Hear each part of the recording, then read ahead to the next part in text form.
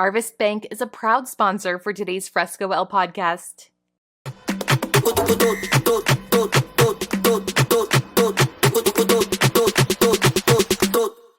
Hey guys, welcome back to another episode of Fresco El Podcast. I'm Luis Padilla, and today I'm super excited and honored because we're kicking off the new year with a super special guest. She grew up in Kansas City and built her life around education, leadership, and service. Over the years, that journey has taken her from the classroom to leading one of the most diverse school districts in our region, a community shaped by many cultures, languages, and stories. Today, we're talking about purpose, leadership, and what it really means to serve people. She is the superintendent of the Kansas City, Kansas Public School District. Welcome, Dr. Anna Stubblefield. Yeah, thank you. Yeah. I'm looking forward to it. So we always start with this question, and if you could have dinner with somebody from the past or current days, who would that be and why? Oh, wow. I should have looked and listened so I could have thought about this. Honestly, currently, I've been listening to Michelle Obama's podcast a lot with her brother, and I'm just fascinated by her story and just, her experience as a first lady and seeing the world through a different view. So currently today, it probably would be Michelle Obama, just based off of like what's happening in the world and her experiences and that sort of thing. I would be intrigued about her perspective more deeply around some things. Yeah. Her point of view and things and stuff. Yes. Yeah, of course. A lot of people in the past seasons, people have said Obama or true. So yeah, that would be pretty interesting. Yes. But before we go into everything with the school district, all the work that you've been doing for the past 5 years, tell us who was Anna growing up. You grew up in Kansas City, but yes. Who was your childhood? How was your childhood? So I actually grew up on the Kansas City, Missouri side. I went to Kansas City Public Schools pre-K through 12th grade. Graduated from Northeast High School in Kansas City, Missouri, which was very diverse when I was in high school. My experience, fortunately, had always been rich with diversity.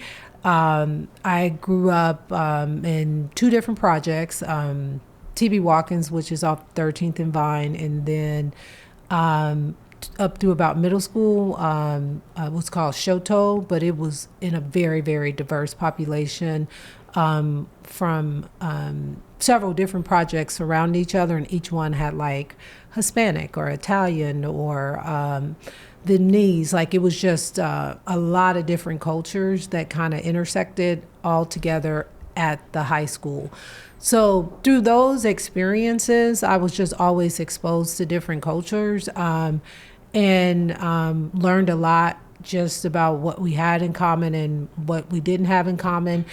But spent a lot of time at the library as well, mainly partly because the library had air conditioning and we didn't have air conditioning. So we would walk, I think it was close to 2 miles to the library, but that like just developed my love for reading and that sort of thing, because back then, libraries were very strict and wasn't like it is today. You really had to be quiet. So I enjoyed and developed a love of reading just based off that. I grew up one of 8. I'm number 7. My mom was a single mom. My dad left when I was about 5, which is a whole different story that kind of came full circle as an adult for me. And this is something, I share it more now, but a lot of people may not know. But I left home at 12 just because of it wasn't chaotic, but it was a lot happening. Like I became an aunt at 8, so I had an older, so I had nephews in the house, and it was just a lot of people. And when I say I left home, I basically wrote my mom a letter and was like, I'm gonna go stay with, and it was like a family friend and a relatives where it was fewer people in the house. And I didn't get any resistance. So I just kind of moved out at 12 and still connected to my family.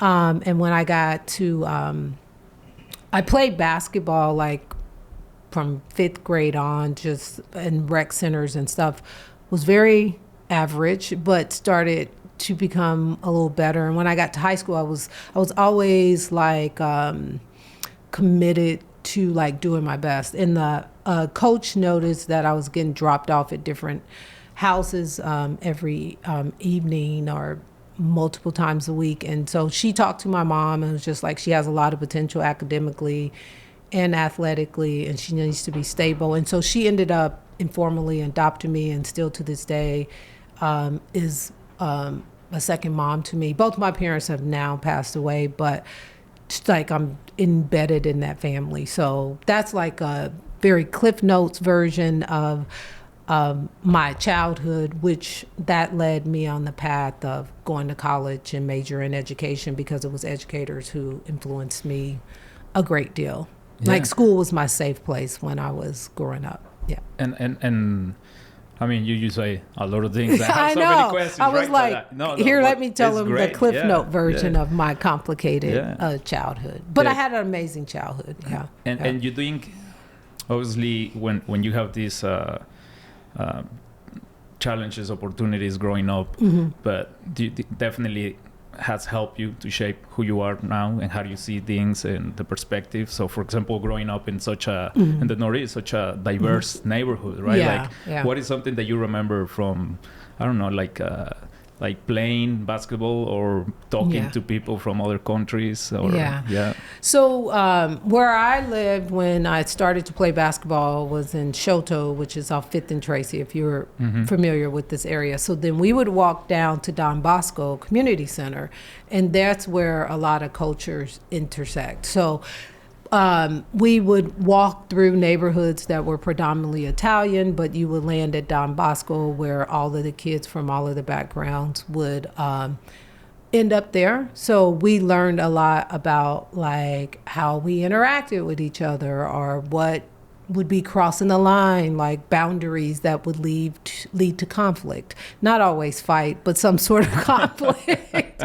But those things happen, and then you develop like friendships. And when I was in school, I actually, we're still Facebook friends.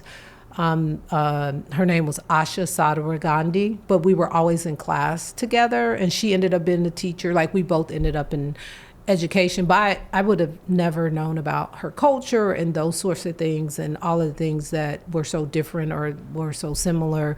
But we just, we were always around each other. So you end up developing friendships and respecting and learning about a variety of cultures.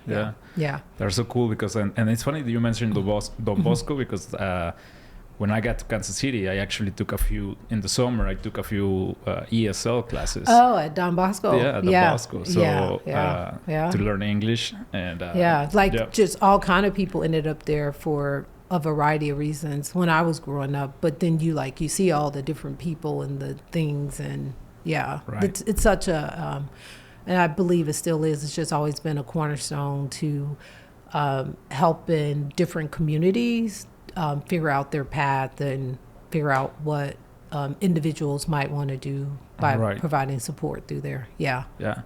And did that spark any curiosity on you, like to learn? Because I know that you speak another language, or you learn. No, I did not. I took classes. I in high school. I wanted to be different. Like everybody was taking Spanish, so I took French. But I am not fluent in French at all, and I regret that I did not take Spanish to this day.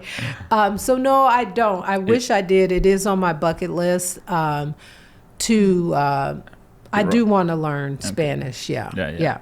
But I know a few words. That's about it. I'm sure you do, and I'm sure with the district that you work, and because we're gonna go into that more. But it's very diverse, like we'd say at the beginning, and I'm sure there's so many languages, but heavily Spanish. Right? Yes. The district is about 60% of our students identify as Hispanic. Yeah. Oh, wow. Yeah.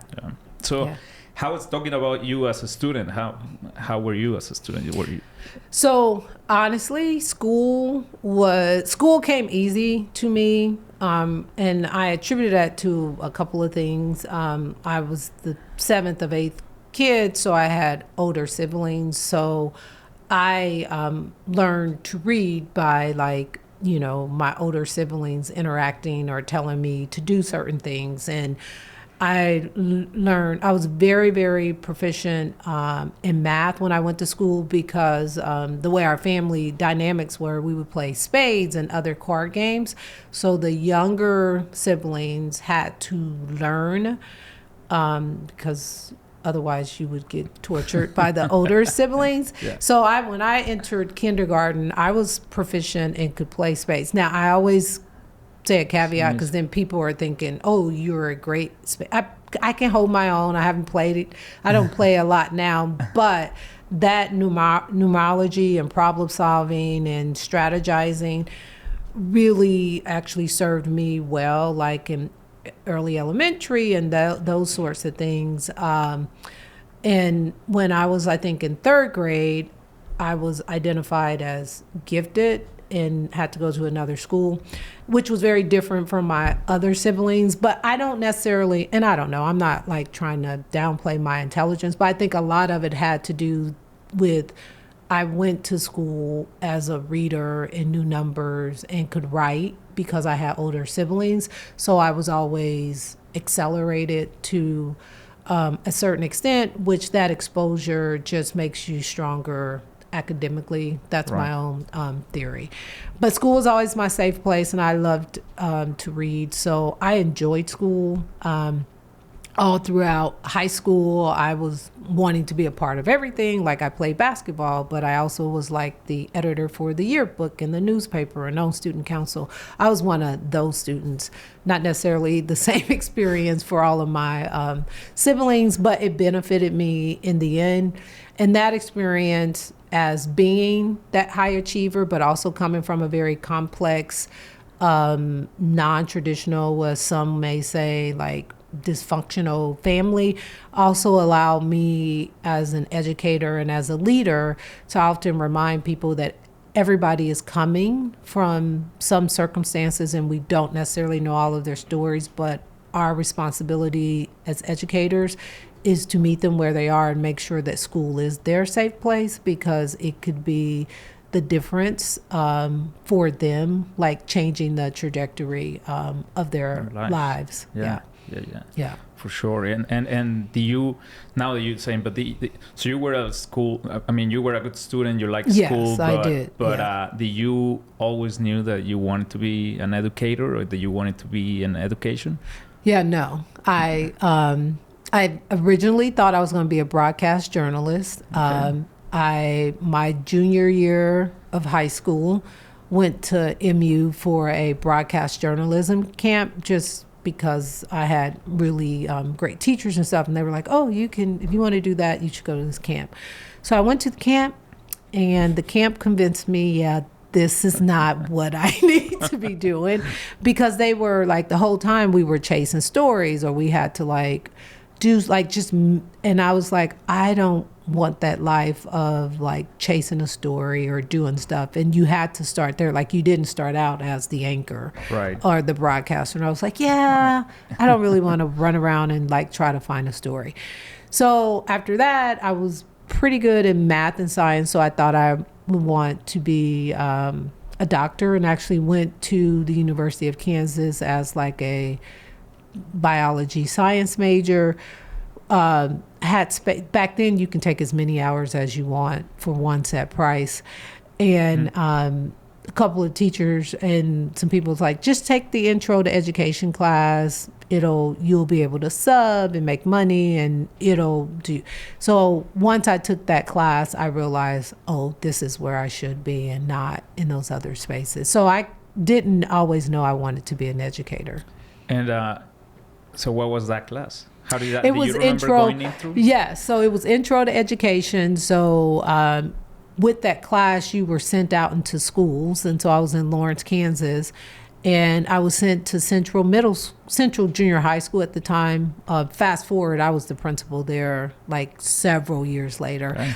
and got a chance to observe, do some tutoring, support students. And I just loved that interaction with the people. And then school was always my safe place. So I felt like it just felt familiar and comfortable, and felt like I knew what was happening here. So then I shifted my major to education. I do have a minor in science, but shifted it to education. To education. Yes. And because I always ask people, we talk about in this podcast a lot of mentorship, and but remembering those moments when the trajectory of everybody's paths change. I think it's super interesting, and also to remember for example, we were talking to other people the first time Quinton was stepped into office, so the first time a player went to his first professional game, and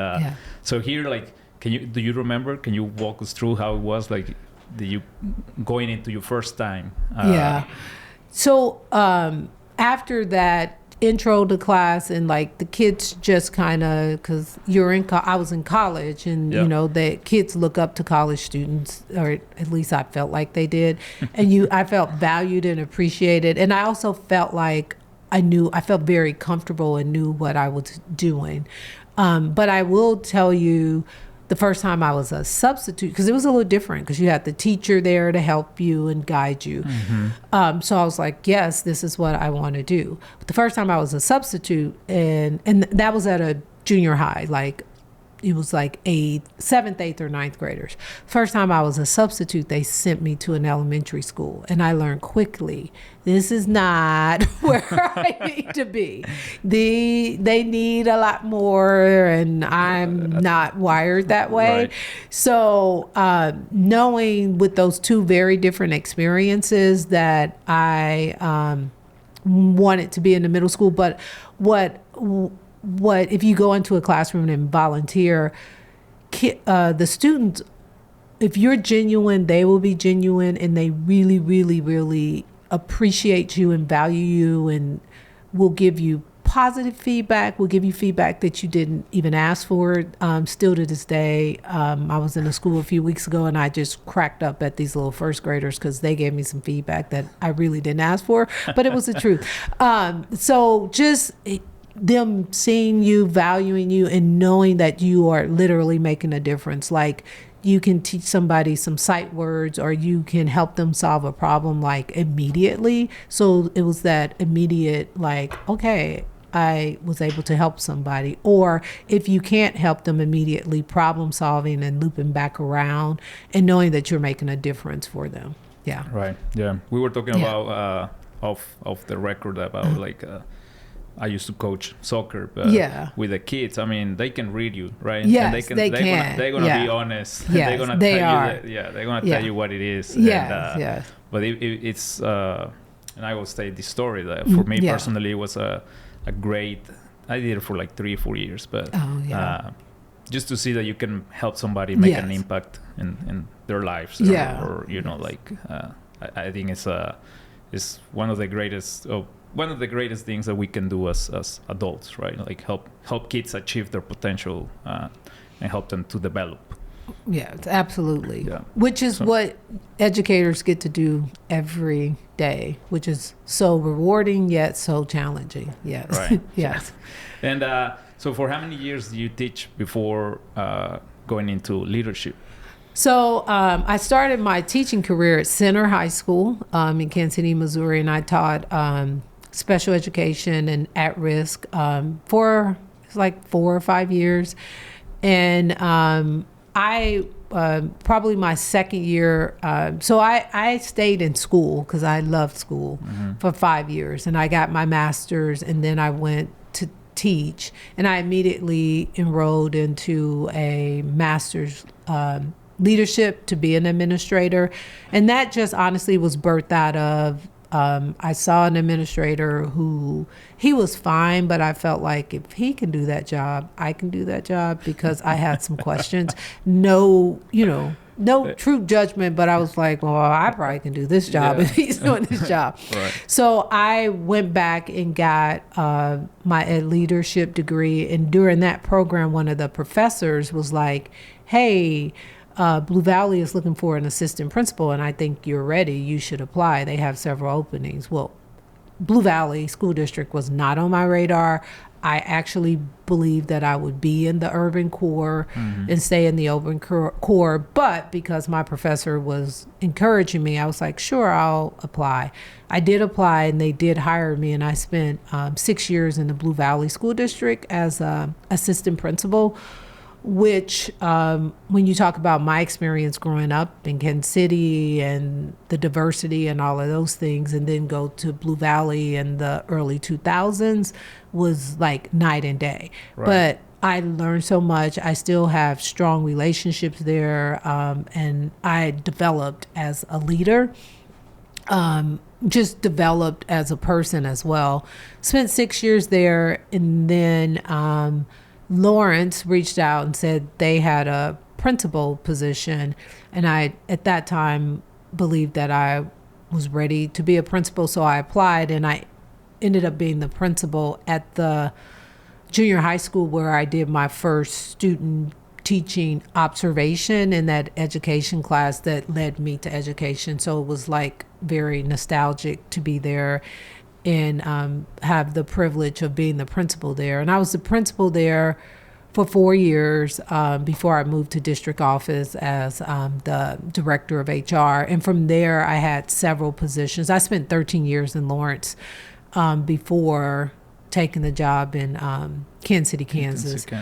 So went to Lawrence, spent 13 years there, 1 year as interim superintendent, and then like 3 years as deputy superintendent, and then was fortunate enough to be selected as the superintendent in Kansas City, Kansas. I will say all that with the caveat of while I had ambition to be a principal and had ambition to work at district office, it was not on my bingo card to be the superintendent. Like that was just not something that I was like, oh, I really want to be a superintendent. I felt like I was making an impact, and I was happy in the positions that I had been fortunate enough to be a part of. So, but it worked out how it was supposed to work out, and I love my job, and I love the district and the community that I serve, and I'm grateful for how my path has worked out. Yeah. What's the thing that you feel more proud about over these 5 years as a superintendent in Kansas City, Kansas? So when I came to Kansas City, Kansas 5 years ago, I was the sixth superintendent in like 3 or 4 years, because they had a long-term superintendent who had been there for like 8 years. And then there were a couple of interims while they were waiting on the permanent superintendent to start. And then there was another interim, and then there was me. So when you count them out, I think it's like 6. So there was trust had been broken just through change, not anything that any one person did. But with all of that change, each person came in and kind of did their thing. Right. So I think the thing I'm most proud of, there were great things happening in Kansas City, Kansas public schools, specifically like their Diploma Plus program or opportunities. So with the team that I had, we decided that we were going to build off of those things that were going well. And when I came in, our graduation rate was probably a little below 70% or hovering around 70, but never exceeding past like 72 in the history of graduation rate being recorded. And we had about 49% of our graduates were graduating with a Diploma Plus, which means that they're graduating with like a associate's degree, scoring a 21 on ACT or some sort of credential or certificate, or going to military, just something in addition to the diploma, so that they have more of an opportunity to have post-secondary success. Today, we, with our last graduating class, Our graduation rate is now 81%. Wow. And the number of students who graduate and have a diploma plus is now 84%. So we created this North Star of by 2031, 100% of our students will graduate with a diploma plus, and we'll meet or exceed the state graduation average. And right now the state graduation rate is a little above 90%. So we're on target to do that. And so for outcomes, that's what I'm most proud of.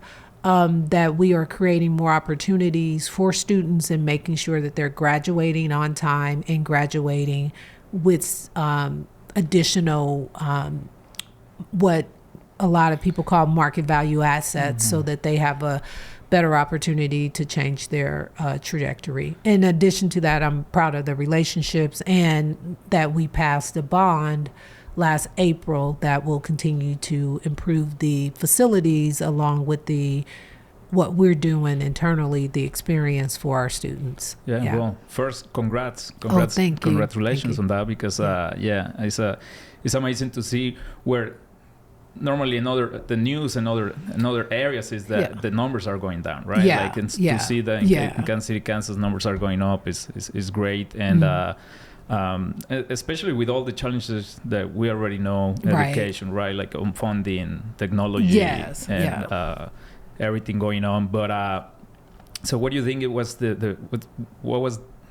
I mean, I'm sure there's a lot of things that made this thing happen, but or these achievements. But what do you think was something that you really implement into the district that has been changing and helping these numbers? I think the intentionality and being clear. So whether with the school board or with the community or with the staff, just having that clear goal of by 2031, 100% of our students will graduate with a diploma plus while meeting or exceeding the state graduation rate without any disparities in race, gender, or ethnicity. Like being clear on that and everybody knowing and understanding that, and then making sure that how our day is structured, how the course offerings, all of our partnerships are leading to those numbers increasing. So I think it's the intentionality. And I also have been fortunate to have a good team around me and good people in the system, and for the most part, a supportive school board who will invest in making sure that these opportunities and outcomes happen for our students. Listen to other podcasts where you have been before, or some articles online. I've seen that they all mention, and they're very clear on the goals and expectations that you have. I think that's definitely something that you've been succeeding, and you've been hitting all those goals. And congrats. I just want to say congrats on all that. And, thank you. Yes, and to help people understand the scale of it, like how big is the Kansas City, Kansas school district? Yeah. So we have around 21,000. We probably a little less, I think, this year. Around 21,000 students. And as I shared earlier, about 61% of those students identify as Hispanic, about 20% African American, and then 11% white, and then a variety of different other ethnicities. About 8,000 of our students, which is a little over a third of our students, English is not their first language. We have over 61 languages spoken in our district, which I would try to name the top 5, but I know it's Spanish, Korean, Burmese, Swahili, and I can't think of the 4th. Those are our top 5 outside of English, our top 5 languages. Over 90% of our students receive free or reduced lunch. So when you layer all of those components within our district, we are navigating and dealing with a lot of different things that our students come to school with. But at the same time, we are also working to make sure that we provide them the best experience. Our theme the last 3 years has been around better every day. And when I talk about, along with the North Star, for the last 3 years, we've really been focused on, like, from the atomic habits of getting 1% better every day. And that is more doable to people than to say, we have to make these monumental changes, because those 1% across the board add up. And I think that's another big part of why you see our numbers trending in the way that they are. We certainly have a lot of room for improvement, and depending on who you talk to, they may have a laundry list of all the things that we're not doing right. But we do take that feedback, and we do try to make the situations or the experiences for all of our constituents the best that they can be. And where there's a space for us to take accountability, we do try to lean into that and do what's right. And remains student-centered. Yeah. And can you say better every day? Is that the program? Yes. Or like, that's our theme. Like this year is better every day, laser focus. So we always have a little part. Like that slogan, like yes, to better every motivate. day. Yes. And you say it comes from the Atomic Habits? Is that the book? The Atomic Habits is where it came from for me, but in that book they talk about getting 1% better. Yeah, and they use that hockey team.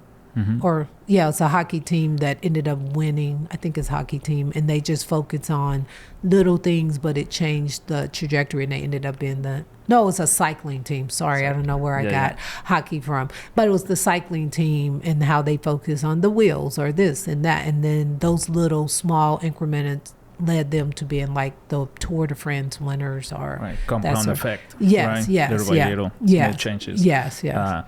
It's funny because I started reading that book, but definitely I need to change my habits. So I didn't finish. So. No, I really enjoyed the book. Really like I really like it. Try listening to it. Probably is easier. It is easier to listen to, like, because you can do it in different spaces. And sometimes I feel like, with technology now, you can put like, give me a summary of this book or synopsis, but like, I feel like it's not the same as reading because you left out so many things. So every person is different, right? Like when you're reading, some things stick with you. Yeah. And with different people will tell you different stories from the book and stuff like that. But definitely listening. Listening is a great option. Yeah. So I like the book. I haven't finished it, but that's okay. It's on my list. I have so many that I've started that I haven't finished either. How many books do you read? I don't read as much as I would love to read. I do listen to a lot more books now, just because of my schedule. I typically, like in the summer or over, like right now we'll have winter break. If I can get a book in, I will. But I listen to a lot of books now. Yeah. And so we talk about, like, I think it's just fascinating to me, especially I'm an immigrant coming from Mexico, but it's just fascinating to 61 languages. I mean, it's and just having so many diversity in the district. How, and you mentioned relationships, right? Like, and I feel like that is key. Making the relationship with the families, with the kids, like the kids feeling safe, feeling that they can trust somebody at school, and you mentioned how in your childhood you have this mentor or coach who help you and stuff. So how is that, like, having all these kids from everywhere? How do you, like, how does the school, and I know there's many professors and educators and stuff, but like in the big scale, like how does the KCK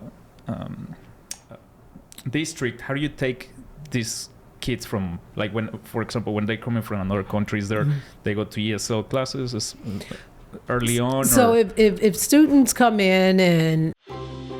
Arvest Bank believes in the power of serving others. That's why we're committed to working with those who serve our communities, from the ones caring for us every day to those shaping our tomorrows, the ones dreaming big dreams, celebrating their unique cultures, and discovering the power of financial freedom. Arvest believes that all communities deserve a financial partner who cares. Arvest Bank. We believe.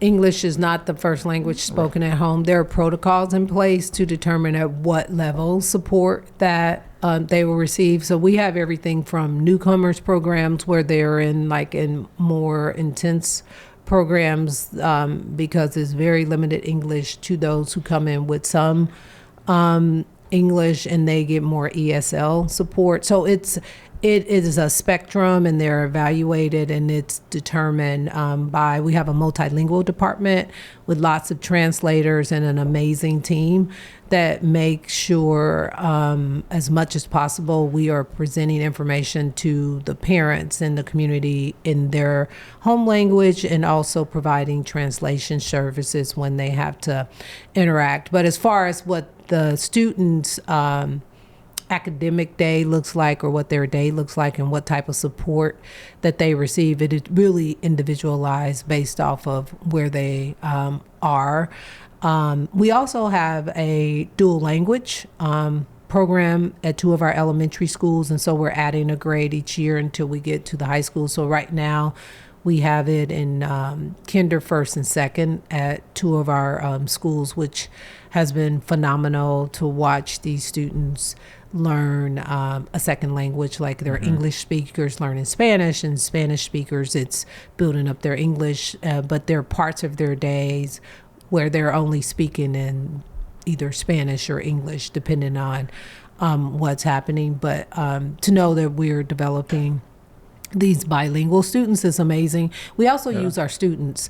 We have programs where our students we train them to be translators, and we train them we provide them courses, and we use them in community meetings or in different situations. But we have some of them graduate with the seal of biliteracy and or translation skills. So we leverage a lot of different components while making sure that we're developing their English, but also want to honor their first language, and as much as possible help them to preserve that, depending on what the language is. Right.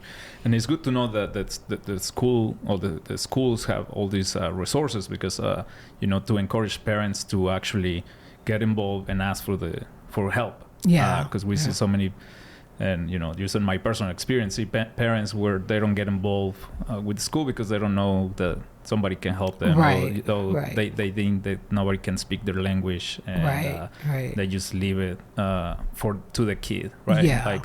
Knowing that the district provides all these services, just encourage parents to to get involved and reach out to the school if they need help with translations or to understand what's going on with their kids. Right. Yeah. And so going back to you were saying that now you listen to more books. Yeah. How does your day-to-day look like? Is there an easy day? Does that exist? I don't know if there is an easy day, and depending on the day, it varies. But for the most part, I get up pretty early. If I can, I'll squeeze in some sort of, I'll walk on my treadmill, but that doesn't happen most days. And I try to do it at least 2 to 3 times a week. But I'll look at, glance at my emails or check emails and hit urgent ones before I actually get to the office. And that can happen anywhere between 5 and 6:30 a.m., just knocking out the ones that I need. If I don't have meetings, I like to start my day in schools because it reminds me, for the rest of the day, this is my why. You see the kids all different ages. So I try to go to 3 to 5 schools a week. I try to start, for the most part, my day at a school, and then I have just a variety of meetings. On the weekends, I do try to carve out time for church, and I attend hot yoga. I go to a hot yoga studio because that's the only place where you have no phones, you have nothing, and you just have to focus and you kind of sweat it out. So for 60 to 75 minutes, you don't Disconnect. have any choice but to disconnect. So I've been doing that pretty consistently. Like I fall off sometimes, but for about 10 years. I'm a breast cancer survivor, and I started doing it right after all of my treatment, and it's just always provided me a place of just Reset. I have to disconnect, Yeah. reset, and clarity. Yeah. Yeah. And then you say, because one of the questions was going to be like, what keeps you motivated on the hard days? Yeah. Where you mentioned going to school, seeing the kids. Yes. Yeah. Is that, or is there something else? Like what? Yeah, seeing the kids is just a constant reminder, but I'm a mom. I've been married for now, and I can say over 25 years. It was 25 years in November. But my husband is also an educator, but I have 2 bonus sons, and they're both adults, but my husband and I have a 21-year-old together. And he and I had a breast cancer survivor, so he was my rainbow baby. I lost my child before him, and then going through breast cancer. So I stay motivated because I know life is fragile and life is short, and we only could control what we can control. So we have to make the best of whatever we're handed each day. So I think about my son and just our journey and what he's had to navigate, and he had an amazing, from my perspective. Now he might tell you something different. He had an amazing childhood experience and exposure, and unlike my own childhood. And I think that so when he graduated high school, I remember thinking he had lots of options. He could have done whatever he chose to.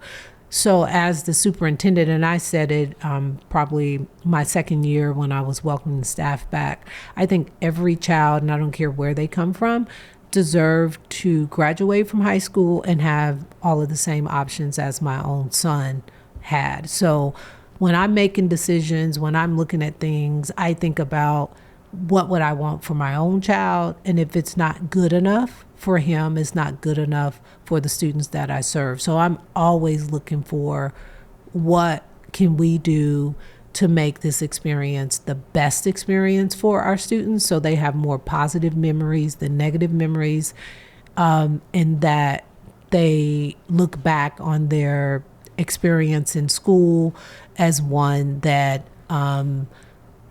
they're proud of, and that they can share and not, be resentful. Because there are some people, when you ask them about school and things, it's like, oh my goodness, that sounds horrific. But my own self personally, I was like, this is the best thing that ever happened, was I got to go to school every day. And so I just think about those sorts of things. Yeah, that's such a powerful message, because I think I got here to go to college, but going back and looking at all the people throughout school that keep you, like coaches, teachers, that keep you going, and I mean, they become role models, right? Yeah, for they do. A lot of kids, and you're working into making that a positive experience for kids, because we see it all the time when, like if a kid doesn't have these experiences or positive examples of role models and stuff like that, later on it's going to be harder for them to go in the right path, right?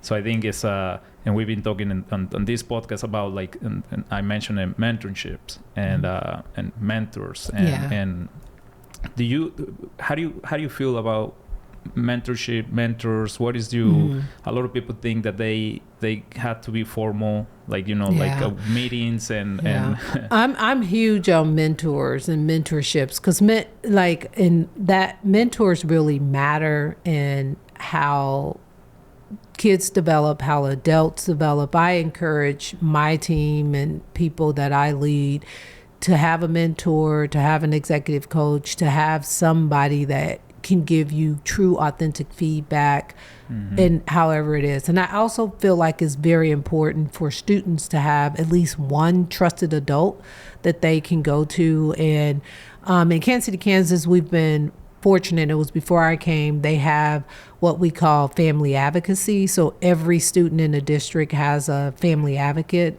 So staff members, in addition to the courses they have that they teach, like in high school and middle school, there's a part of their day with their a family advocate that looks at like their whole experience and do everything from like that's where they do their college and career planning. That's where it might be intervention time, but we cultivate a space.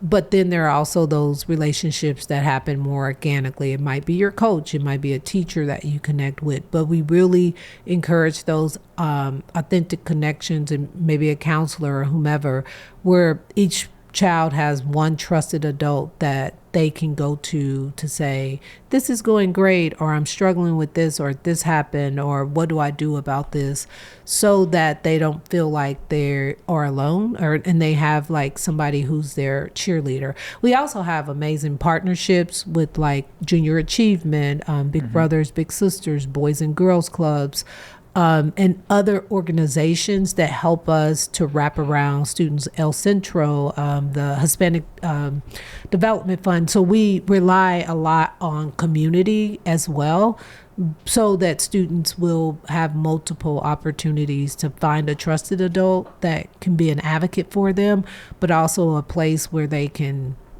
ask questions or ask for help, or just share good news if they have good news. Right. Yeah. Right. And just telling people that also that that being a mentor is not, it's not hard. It's right? not like it. Sometimes it's just checking in. How are you? How's Right. it going? Or showing up at the game, or just giving an encouraging word like that. All of those, like, it can be as casual as that, or I'm going to come and read with you each day, so that sort of thing. So it's a gamut, and it really is dependent upon how much you actually want to put in it. So there are formal avenues and there are very informal avenues, but I think children and adults need mentors Right. and support. Yeah. Right. Yeah. Yeah. We all Yeah. need to share, and we need to share the good, the bads, and hear perspectives and Yeah. feedback from Yes. each other. Yes. So, Yes. yeah. What's something about leadership that people don't see from the outside? Like, you deal with a lot of emotions, opinions Yeah. coming from everywhere. Yeah. So I always like to remind everybody we're all leaders. You can lead from anywhere at any time. You can step up and be a leader, just wherever. It's not, leadership is an action, not a position.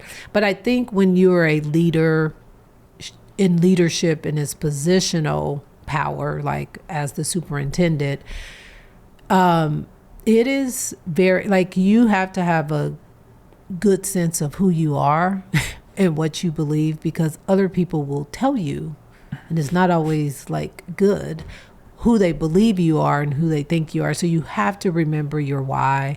You have to know and understand that you're not going to always get it right. Things are going to happen, but to be humble enough to say, hey, we dropped a ball, or that was not our intent, or we need help. Like, as a leader, you have to be open to that, but also be clear about who you are, because if not, the criticism, the outside noise, especially for educators, it really can eat away at who you are, and you can lose like your Track. sense of why. Yeah. Why Yeah. are you doing this? Yes, yeah. And it, and unfortunately across the country we've seen it, like, people leave education just because people are so critical of education and not knowing and understanding how challenging it is, but how rewarding it is. But when you have critics, and social media has made it far worse, but just really being clear on that, and having a good team around you, and having good mentors and people who can remind you of when you lose that sense of your why, or when things happen that are out of your control, but people are looking to you for answers, like having that good support. Yeah. Support system. And like you say, like, I think it's so important because, I mean, people, there are so many opinions about different things in every industry and everything. Yeah. But I feel like in education, I'm not saying everyone, but a lot of people don't understand everything behind it, right? Right. And how things work and funding and everything. It's not just like, like magically we just want a new building or this or that or like stuff like that. So it has to be like what you're saying. It's just like not losing like who you are, what you want to achieve, and the reason why you're doing what you're doing. And to not hear to that noise. Correct. Yeah. And especially right now, you mentioned social media, and I want to mention something like, how do you think technology? I mean, we've seen technology now. It's crazy days in technology. Yeah. And the other day I was listening to another podcast, and they were talking about AI and curriculum and some university and somewhere else. But they were saying like, well, basically all our curriculum now has something to do with AI. But how do you see AI in education? Like, is it going to be hard to implement? Our kids are allowed to use it? Yeah. So I look at AI like we probably can remember the internet came and email, and it was like, oh, what is this? And how like AI is here. It'll be here. And I think as educators, we have to lean into like, what are we asking kids to be able to do? How are we asking them to produce it? And how do we teach them to use AI responsibly so that we're not just asking them rote things where they can go put it in and regurgitate it out? Like, how are we having them to leverage it in a way that develops them, that would help them to be future leaders in whatever industry that they are in? So how do you incorporate it? Like, how are you teaching them to fact check AI? Because AI will make something up in a heartbeat. And how are they sourcing it? So what are we asking them to do, and how do they fact check AI? So I think it really is we're going to have to think about the outcomes and the skills that we want, be clear on what it is that we want students to know and be able to do, and then look at that from a lens of how do they leverage AI to enhance that or to get them there where, it's not just, let me put this in here, here's my answer type thing. Yeah, success for students and for people is more than, I would say, beyond the grades and the test scores, right? Like, it is. It really is. Just really teaching them it should be, I heard someone say it should be human, AI, human. Like, whatever you have, leverage AI, and then you give the final once over and do it, not just put it in AI and then push it out. Copy paste, Development more of the critical thinking of the judgment or the ideas and stuff. And what gives you hope when you walk through the schools and talk to students these days?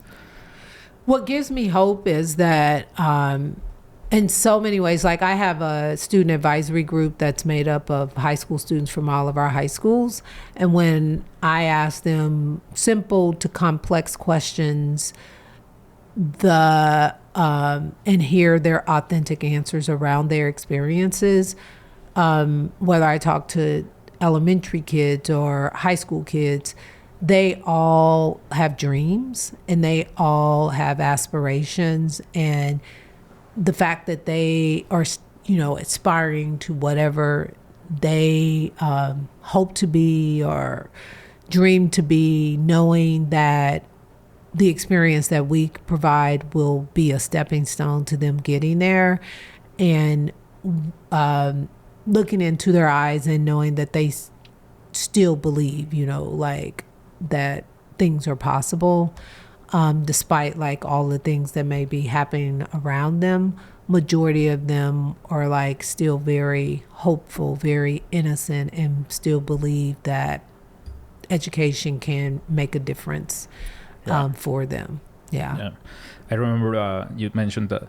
I remember when my family, my parents, especially my dad, was like, enjoy school, because once you're done with school, vacations are over. You know? Right. Like he was like, now you're coming to the real life. Yeah. But and just knowing, he always mentioned, you know, like, I remember growing up, he was like, hey, the only thing I can give you is education. Yeah. Like, just make sure that you do. And I was never a B student, but you know, like, and education comes in different ways, right? It does. It's no use going to school. It's being able to talking to people, socialize, understanding different things and how things work and everything like that. But I think I think it's so important that we still promote and give the value that it deserves to education, to go to school, to graduate. And not like saying like you know, like because right now there's so many, I feel like there's so many misinformation, or like everybody wants to go to the quickest things, do the quickest thing, you know, like get the quickest result as quick as possible, or and we see so many. I personally have so many. I know people that you know, they want to be YouTubers. Being a YouTuber right I know. now, We all want to be an influencer. Right, I'm like, I want to go viral. I'm like, okay, before you go viral, what's your plan? Like, if you don't go viral, what's the plan? What's plan B, right? Yes, like, what's going to happen if that doesn't work out? But you just have education is never going to get old. It's not going to open so many doors. Yeah, absolutely. Yeah. And it's going to make a difference. But you're talking about dreams. What is your dream? What's the next 5-10 years? Honestly, I'm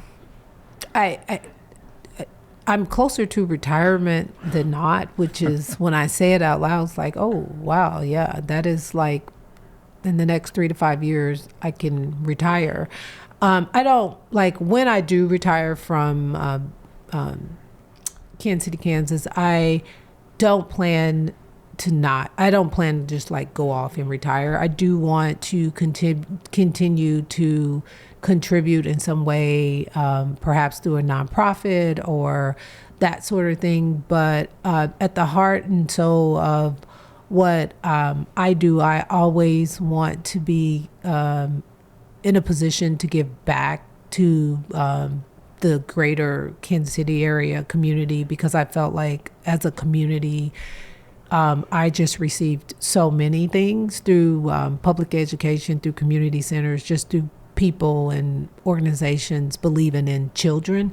So I always want to be in that space. So dream-wise, I feel like I'm living my dream in the sense that I'm in a position where I have influence over the experience of over 20,000, 21,000 students and families. So I'm living my dream now, but when I do step away in a few years, I just want to stay connected and be able to give back in a different sort of way. Yeah.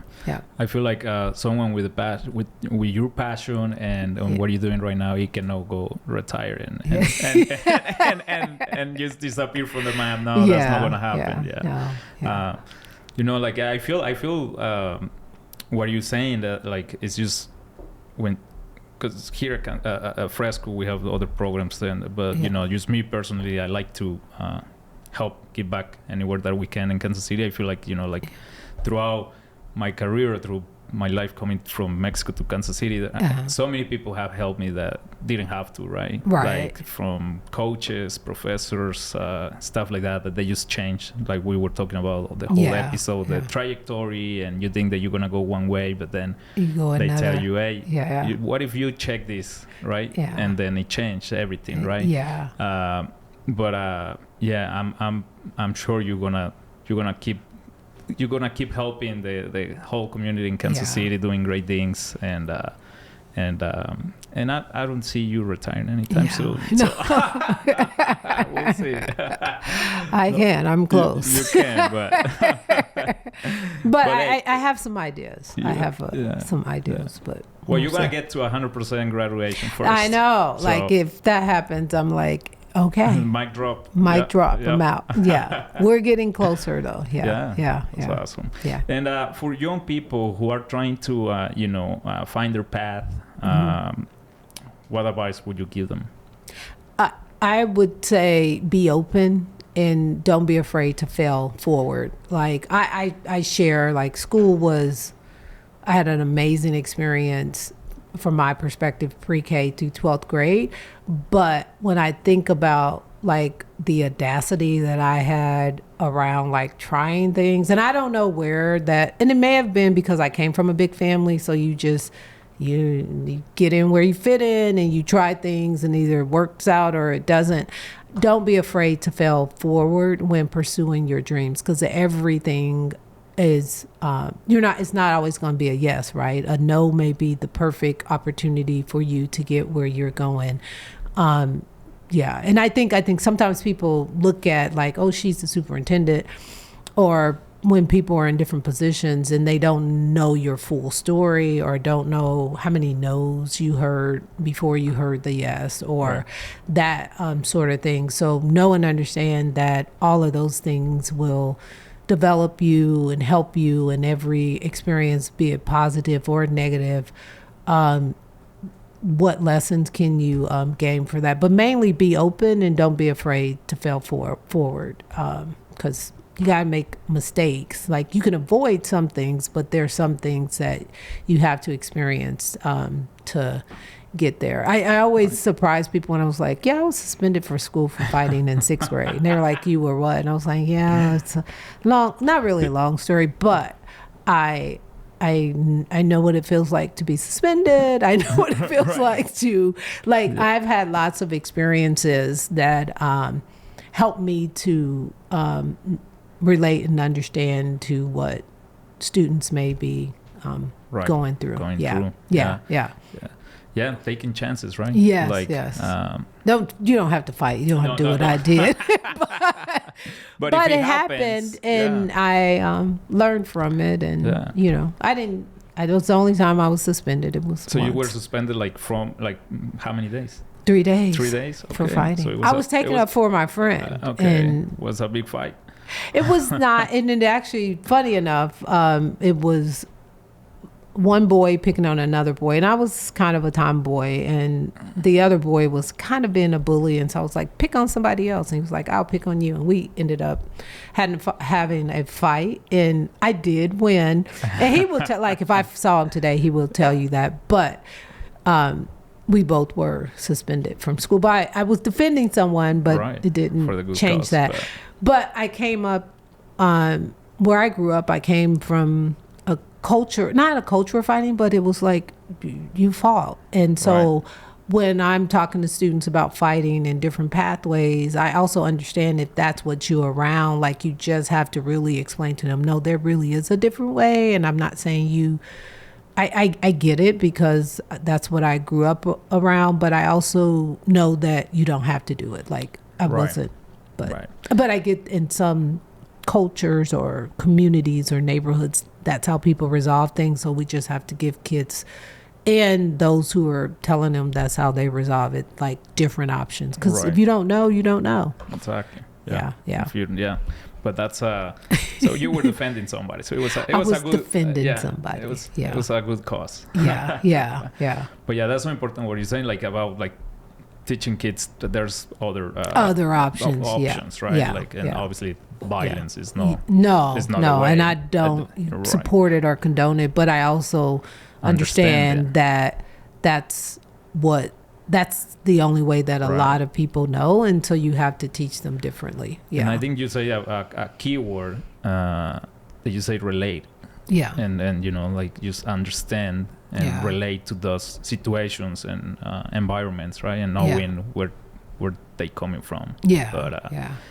Absolutely. But so you'd say that going back a little bit, just to, because I know that we don't have a lot of time left, but going back, just taking chances to young people out there looking for, like, no, everything's going to be perfect. No. There's going to be a lot of no's. There's going to be failure. There's going to be absolutely. mistakes. Yes. But you mentioned, like, learning from the mistakes. And then early on, you mentioned something like, you know what you know. And I feel like when you don't take chances, you still in the unknown, right? Right. Like, absolutely. Like, you don't know what's going to happen if you don't go take the chance or ask for that help. I like to tell people a lot that, like, here in Kansas City, people is super nice. Everybody helps each other in the most part. Yeah. And I like to, like, like, being say, like, hey, just go and ask for help. Like, like, if you have a question or something you don't know, then try to reach out somebody in LinkedIn or, like, connect with somebody, go to a coffee. I feel like a lot of people will say yes to a coffee, and just take chances on the to the younger people, like trying to figure out what they want to do or how to get to where they want to get. Yeah, absolutely. I think, and somebody may tell you no, but somebody else may say yes, and learn from both experiences and move on. But you don't know until you ask. Like, the worst thing that could happen is they say no, which that's neither here nor there, because you didn't know, and you didn't have the information anyway, right? Yeah, exactly. Yeah, and you cannot control that. Yeah, right. Yeah. So to end this conversation with a closing reflection, I would like to see, like, looking back, like, if you could go back and talk to yourself, or younger self, like, you mentioned 12 years changing, going out another house, getting with a coach as a tutor, or what would you tell yourself 12, 13, 15 years old? I would tell myself it's all gonna work out. Like, it's there'll be some very high highs and some very low lows, but in the end, it's always going to work out. So take advantage of the opportunities that are presented to you, and don't be afraid to fail forward. Because there was a time, like, I would say, if I didn't think I was going to be, like, successful, I wouldn't necessarily try it. And I think there are some things that I probably would try that I didn't try, because I was kind of a perfectionist and kind of wanted to be, like, the best and the top. And so I did, strategically, I would stay away from some things, but I probably would tell myself, try it. The worst thing that could happen is it doesn't work out. Yeah. Right. Yeah. Well, I love that, and I appreciate your time. I want to say we're running out of time, but I just want to say thank you for making the time, and I want to say that, like, what you're doing is amazing. I can imagine like, running a district and all these kids. Like I said, with myself, with 10 kids, I was running crazy with coaching. 10 kids and the parents. The parents, coaching in sport is, I will say this, I coached for about 2 years, and I was like, this is not for me. My youngest son is a college basketball player, and nice. I said to one of the assistant coaches, like, his freshman year, I was like, I don't care how much they pay you, they don't pay you enough. And he just cracked up. I was like, all the stuff, like, they don't pay. The college athletics is a whole different world now, but that's neither here nor there. But I was like, I don't know how much they paying you, but it's not enough to do this. No. So you coach? I coached when I first started teaching. I coached track and basketball. Actually, those kids that I coach, I'm Facebook friends with now. Like, they're full adults. Some of them have kids the same age as my youngest son. But when I see them to this day, I crack up, and they crack up, because I was like, although I love sports, I recognized pretty quickly, this is not for me. Like coaching, it takes special people to coach athletics. That's a whole different ball game. Yeah, The patience. The patience. Yeah. I used to be assistant coach in Garden Edgerton. Oh, okay. Yeah. Paso Leita. Yeah. And I did that while I was in college. But that was okay because the kids were, older. But then I did youth, 9, 10, 11. He was like, it's not for me. And I did a ref too. I was a ref. That is worse. That was even worse because that one I couldn't have anybody happy. You know? So, everybody's mad. Yeah. But Dr. Anna Stubblefield, I want to appreciate you once again. And like you say, like everything that you're doing is amazing in the community. Seeing all these numbers going up and all the efforts that you've been doing, and we all can see the results and the impact that you're making in the big community of Wyandotte and the district in Kansas City, Kansas.